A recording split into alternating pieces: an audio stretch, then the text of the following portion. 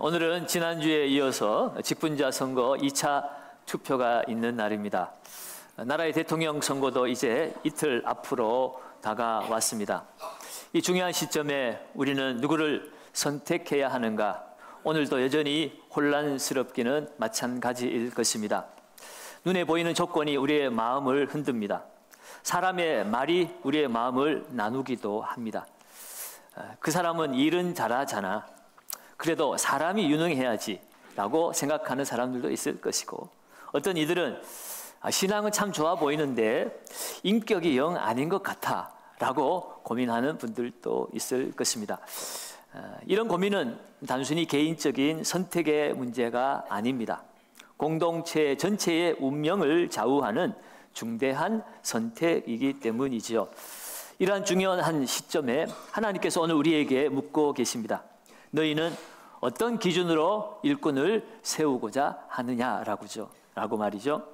그래서 오늘 본문의 말씀은 단지 이스라엘 옛 백성들에게 주어진 율법의 말씀이 아니라 오늘 하나님의 공동체를 이끌어갈 그 지도자들의 성품과 기준에 대해서 말씀하고 있는 하나님의 음성입니다. 어떤 사람이 교회와 이 나라를 섬기는 지도자가 되어야 할까요? 오늘 세 가지로 말씀드리겠습니다. 첫째는 지도자는 진실을 따르는 사람이어야 합니다. 오늘 보면 1절은 이렇게 시작하지요. 너는 거짓된 풍설을 퍼뜨리지 말며. 이 풍설이라는 말은 바람처럼 떠드는 소문을 말하는 것입니다. 악인과 연합하여 위증하는 증인이 되지 말라. 거짓 증인이 되지 말라라고 말하고 있습니다. 요즘 세상은 진실보다는 여론을 더 우선시하는 것 같습니다. 팩트보다는 감정을 더 중요하게 여기는 시대인 것 같습니다. 특히 지도자에 대해서 이야기할 때는 그 사람의 이미지나 언변이나 능력 같은 것을 더 중요하게 보는 시대가 되었습니다. 그러나 하나님은 그 사람의 말이나 외모가 아니라 그 사람이 어떻게 진실한 사람인가를 보고 계십니다. 어떤 말을 했느냐가 아니라 그 말에 어떤 마음이 담겨 있느냐를 하나님은 보신다는 것입니다. 특별히 지도자는 진실을 왜곡하는 사람이 되어서는 안 됩니다. 자기가 한 말을 책임져야 합니다. 또한 거짓에 침묵으로 방조하지 않는 용기 또한 있어야 합니다. 여러분, 우리가 잘 아는 이스라엘의 선지자 사무엘은요, 그의 사역을 마무리하면서 이런 고백을 했습니다. 사무엘상 12장 3절 말씀입니다. 우리 같이 한번 읽어봅니다. 내가 여기 있나니 여호와 앞과 그의 기름 부음 받을 자 앞에서 내게 대하여 증언하라. 내가 누구의 소를 빼앗았느냐? 누구의 나귀를 빼앗았느냐?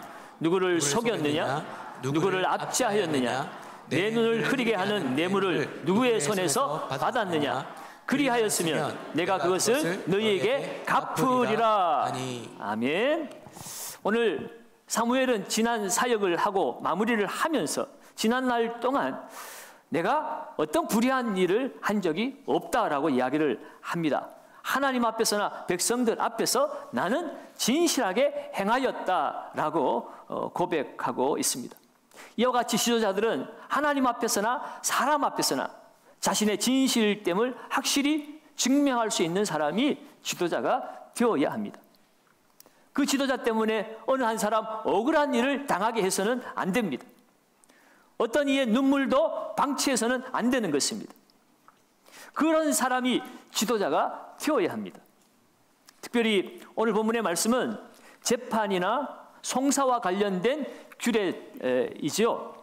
그러나 오늘 이것은 단순히 법적인 영역에만 해당되는 이야기가 아닙니다. 오늘 우리의 공동체를 이끌어가는 모든 결정의 자리, 판단의 자리, 우리의 그 말의 자리에서 하나님의 그 진실을 말하는 자인가? 하나님은 오늘 진실을 기준으로 그 사람의 지도자를 세우라고 이야기를 하고 있는 것입니다. 여러분, 공동체의 리더, 교회의 직분자, 또 나라의 지도자는 반드시 이 하나님의 기준을 통과해야 합니다. 진실이 아닌 다른 것을 따르는 사람은 공동체를 병들게 하고 결국 무너뜨리게 되어집니다. 여러분, 오늘 우리의 현실은 어떻습니까? 교회 안에서나 이 세상 속에서 너무 우리는 쉽게 말을 뱉습니다. 사실 확인도 없이 들은 이야기를 함부로 퍼뜨리기도 합니다. 그리고 누군가를 그 말로 비난하고 의심하고 정죄합니다. 특별히 지도자들이 그러한 일들을 행할 때 그 공동체는 회복하기 어려운 상처를 입게 됩니다. 거짓은 사람의 마음을 갈라놓습니다. 진실하지 않는 말은 신뢰를 허무는 가장 빠른 방법입니다. 물론 지도자라고 해서 늘 완벽할 수는 없습니다. 그러나 진실은 지도자라면 반드시 지켜야 하는 기준입니다. 실수를 해도 진실하지 않으면 하나님 앞에 쓰임 받을 수가 없습니다. 여러분, 다윗도 진실했기 때문에, 그도 실수를 할 수 있었지만 진실했기 때문에 그는 하나님 앞에 쓰임 받을 수 있었고, 사울은 실수를 하고 그것을 거짓으로 덮으려 했기 때문에 하나님 앞에 버림을 받은 것 아니겠습니까? 여러분, 공동체는 진실 위에서 세워지게 되어 있습니다. 진실하지 않은 말 한마디가 신뢰를 무너뜨리고, 그 무너진 신뢰는 아무리 좋은 사역을 해도, 아무리 좋은 전략을 가지고 있어도 결국 무너지게 되어 있습니다. 그래서 오늘 하나님 우리에게 분명히 말씀하십니다. 거짓된 풍설을 퍼뜨리지 말라. 악인과 연합하여서 위증된 증인이 되지 말라고. 여러분, 이것은 단순히 금지 조항으로 우리에게 주어진 말씀이 아니라 공동체를 건강하게 세우기 위한 하나님의 마음입니다. 하나님의 마음이 그렇다는 거예요. 진실한 사람, 정직한 지도자, 거짓 앞에 침묵하지 않는 사람, 바로 그런 사람이 하나님이 찾으시는 일꾼인 줄로 믿습니다.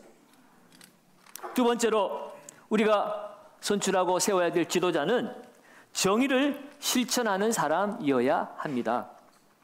여러분, 정의는 개인 간의 올바른 도리를 행하는 것입니다. 이 사회 안에서는 공정한 도리로 서로를 세워가는 것이죠.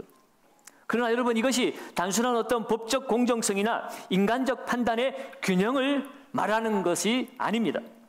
성경에서 말하는 정의라고 하는 것은 하나님의 마음을 기준으로 삼아서 옳은 것을 실천하는 것이 정의입니다. 특별히 오늘 본문에는 우리의 삶의 매우 현실적인 상황을 말씀하고 있지요. 지도자가 정의를 실천하지 않을 때에 어떤 일이 일어나는지를 구체적으로 보여주고 있습니다. 2절과 3절과 6절을 다시 한번 봅니다. 2절에는 다수를 따라 악을 행하지 말며 송사의 다수를 따라 부당한 증언을 하지 말라라고 말합니다. 3절에서는 가난한 자의 송사라고 해서 편벽되이 두둔하지 말지니라. 6절에는 너는 가난한 자의 송사라고 정의를 굽게 하지 말라라고 하죠. 여기서 중요한 기준이 무엇입니까? 다수의 여론이나 감정이 우리의 판단의 기준이 되어서는 안 된다는 것이에요. 우리의 판단의 기준은 정의입니다. 여론이 그렇다고 해서, 사람들이 다 그렇게 말한다고 해서 그 판단이 정의로운 것이 아니라는 말입니다. 사람들의 감정이 들끓고 여론이 한 방향으로 흘러갈 때에 지도자는 더욱 조심해야 하는 것입니다. 이게 대세구나. 그 말에 흔들려서는 안 됩니다. 그 대세라는 말을 따라가면 결국 공동체는 진리로부터 멀어지는 것입니다. 오늘 하나님은 분명히 말씀하십니다. 가난한 자라고 해서 편들지 말고 부자라고 해서 두둔하지 말라. 우리는 흔히 약자에게 동정심을 느끼게 됩니다. 물론 약자를 돌보고자 하는 마음은, 그것은 좋은 마음이죠. 그러나 정의는 그런 단순한 감정의 문제가 아니라는 것입니다. 사실이 무엇인가를 따지는 것이고 하나님의 공의 앞에서 판단하는 것이 정의입니다. 약자든 강자든 진실 앞에서 모두 공평해야 합니다. 하나님은 편애하는 하나님이 아니시기 때문입니다. 여러분, 성경에 보면 느헤미야가 고국으로 돌아와서 이스라엘 백성들을, 귀환한 하나님의 유다 백성들을 지도해 나아갔습니다.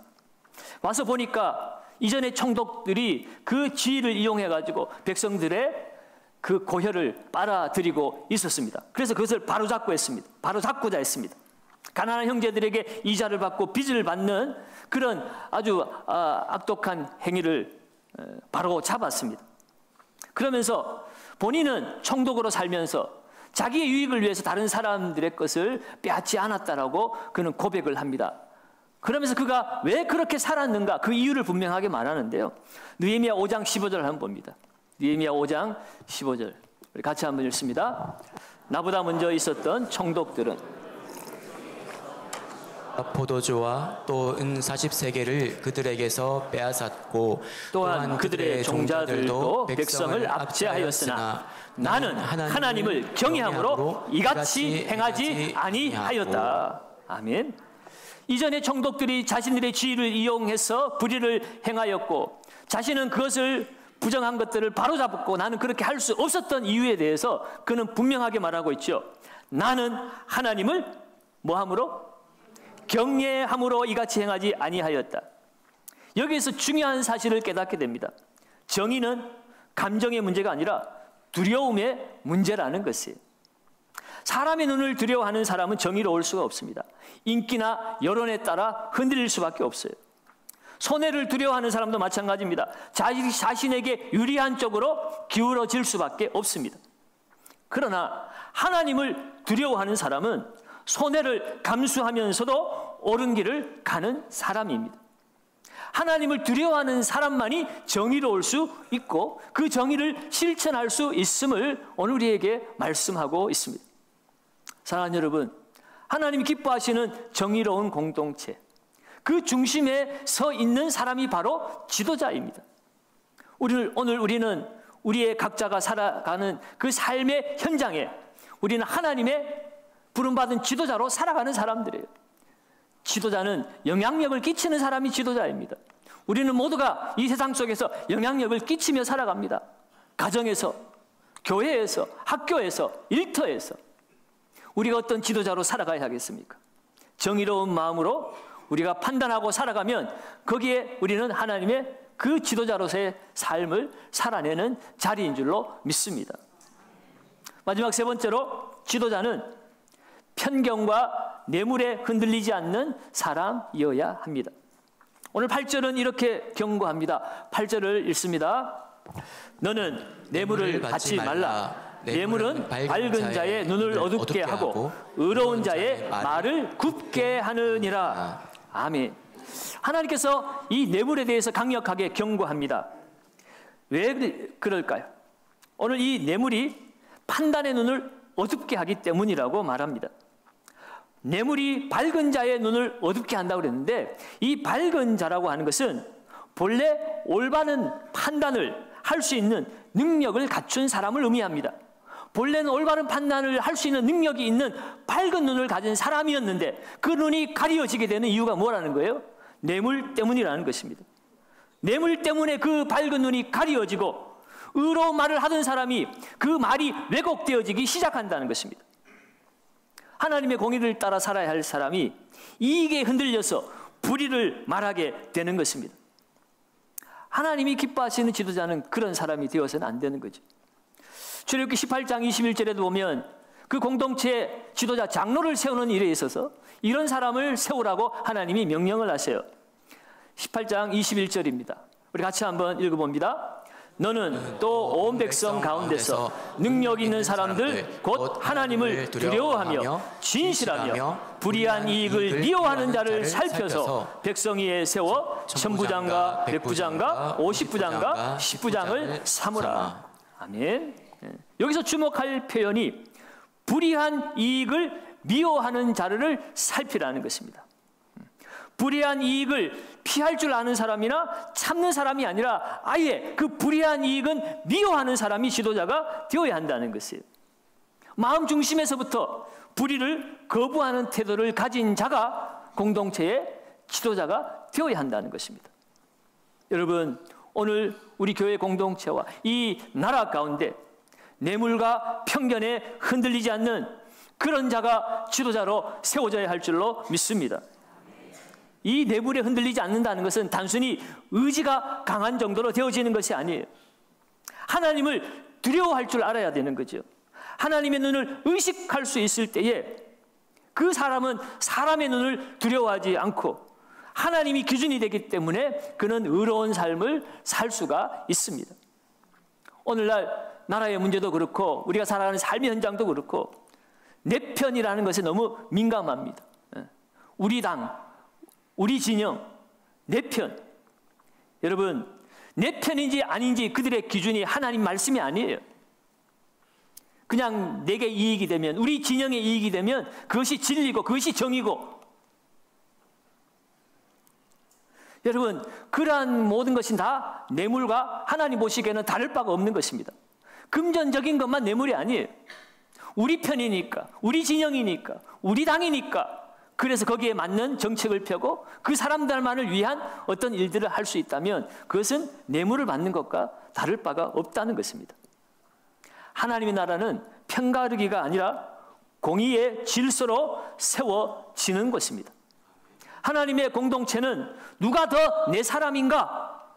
그것이 아니라 누가 더 하나님 앞에 정직한가? 그것이 기준이 되어야 합니다. 교회에 세워지는 지도자나 나라의 지도자나 내 사람이 아니라 하나님 앞에 누가 정직한 사람인가? 그런 사람을 오늘 뽑아야 하는 것입니다. 내 편이 아니어도 나라를 위해서, 하나님 나라를 위해서 사람을 선택할 줄 알아야 하는 거죠. 말씀을 정리하겠습니다. 하나님 우리에게 세 가지를 분명히 말씀하셨습니다. 첫째, 지도자는 진실을 따르는 사람이어야 합니다. 거짓을 말하지 않고 왜곡된 정보에 침묵하지 않고 삶 자체가 정직함을 증명해낼 수 있는 사람, 그 사람이 지도자가 되어야 합니다. 두 번째로는 정의를 실천하는 사람이 지도자여야 합니다. 여론이나 감정이 아니라 하나님의 공의를 기준으로 판단할 수 있고 약자든 강자든 편벽되이 행하지 않고 공정한 태도를 유지할 수 있는 사람, 그 사람이 우리의 지도자가 되어야 합니다. 셋째로는 편견과 뇌물에 흔들리지 않는 사람이어야 합니다. 인간적인 관계나 이익에 흔들려서도 안 되고 오직 하나님을 두려워하고 그 하나님의 그 말씀의 기준으로 바른 판단과 결정을 할 수 있는 사람, 이런 사람이 교회의 직분자가 되어야 하고 이 나라의 대통령이 되어야 할 것입니다. 그리고 이 기준은 지도자들에게만 해당되는 것이 아니라 오늘 우리 모두에게 해당되는 말씀입니다. 우리는 모두가 다 가정에서도 지도자이고 학교에서, 직장에서도 지도자이고 교회 안에서도 팀장으로, 교사로서, 소그룹 리더로, 또 직분자로 우리는 지도자로 살아야 할 사람들입니다. 그러면 여러분, 오늘 우리가 세워야 될 지도자, 그리고 우리 또한 이러한 하나님의 마음에 맞는 지도자가 되어서 주님 오시는 그날까지 하나님이 찾으시고 하나님이 기뻐하시는 하나님의 귀한 백성들로 살아가시기를 예수님의 이름으로 축원합니다.